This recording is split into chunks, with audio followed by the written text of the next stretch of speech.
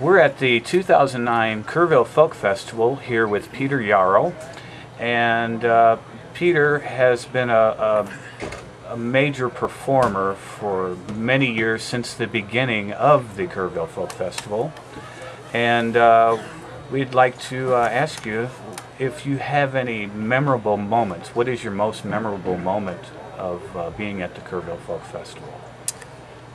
Well, the Kerrville Folk Festival is more than a festival to me and to many people who come here, in the sense that it's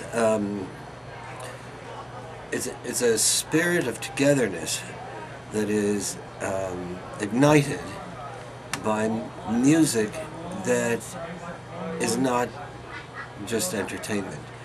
It's a kind of music that creates a sense of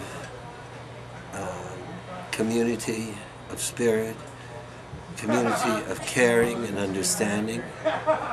And the moments that are most profound are the ones in which all of a sudden you come to terms with the fact that you care very deeply about something, because in an atmosphere where you don't feel guarded, you're more receptive to the things that are said to you and sung to you. And so all of a sudden, for instance, last night I was hearing Jimmy LaFave sing Just Like a Woman. And of course, those days of the emergence of Bob Dylan and pre-emergence were part of my own life. And all of a sudden, instead of it being a piece of history that existed then or a performance now,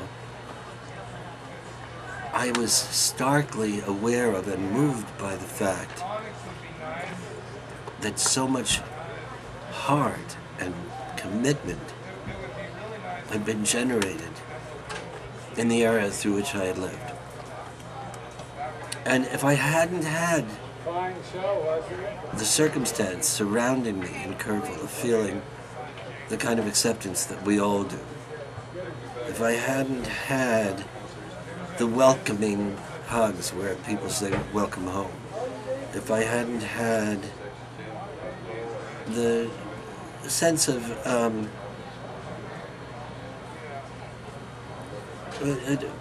personal respect that is graciously handed to everybody, I wouldn't have been able to tune into that reality.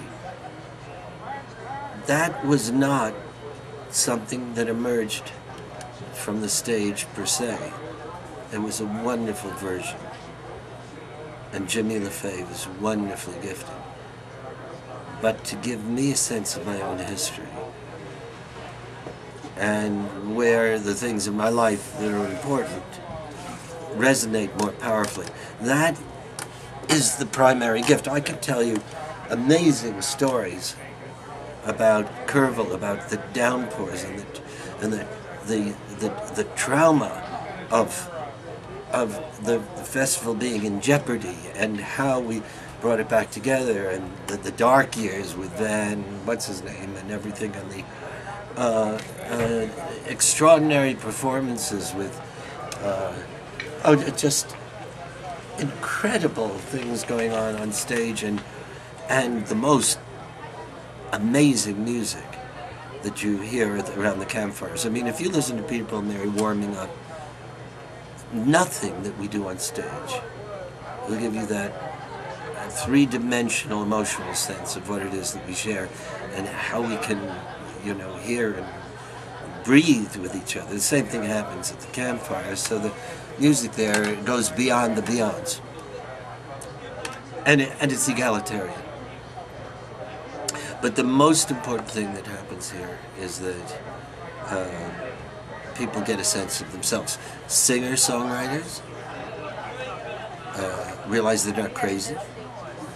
that they have a very good reason for doing what they're doing, that they are gifted, that they can pursue it, that it will matter in the world, that they can inspire people, that they can feel that sense of solidity within themselves to say, I am doing something that is meaningful, and I am not crazy. I am not to be ridiculed. And people come to a conclusion about saying, I will walk this walk, and you know, it may not be a world in which it will bring me fame and wealth, but fame, wealth, and power are not what life is about.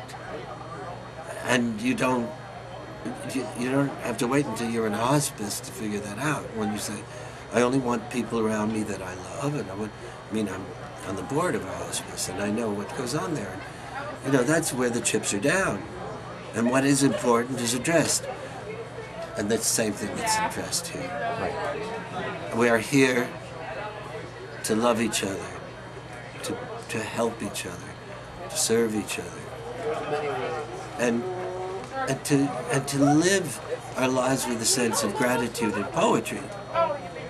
And all of that is fostered at Kerrville. That's what Kerrville is about to me. Now, everybody has his or her own way of articulating that, but for me, the most important thing that Kerrville gives all of us is a sense of what's really important in life, what's really important in ourselves, and a sense of our own personal worth.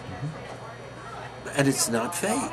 It's not like getting a gold medallion in the mail that says you are going to be treated like a king when you go to Las Vegas. Who gives a damn? I was just going through, I have all these plaques, you know, gold records, platinum records, nominations for this and awards for that.